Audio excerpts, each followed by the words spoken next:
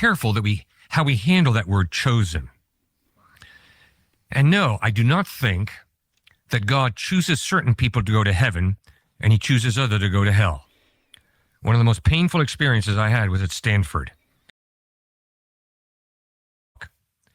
And I mean, that guy laced into me. It was incredible. And I mean, he called me some interesting words, and it just was really negative. What was he mad about? Well, that's what I didn't know until afterwards.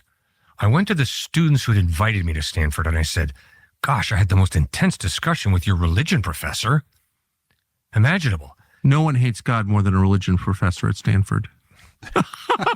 Sorry. Well, what was so scary was the guy who invited me said, Cliff, that guy grew up in a home where his dad was a minister, and he had a brother. And one day, their father looked him in the face and he said to the other brother, you're predestined to go to heaven.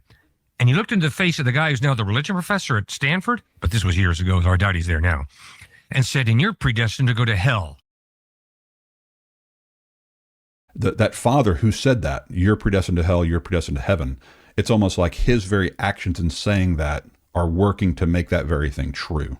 In other words, he's driving his son away from God by saying something so stupid and asinine to him like that, which is, again, one of the reasons that the practical implications of Calvinism are so devastating for people like, the guys we've played on the broadcast with the guy that lead singer of Caveman's Call, Derek Webb, who was a former Calvinist who now says, well, maybe this is all real and I'm not chosen. Maybe God is just predestined and made me for hell.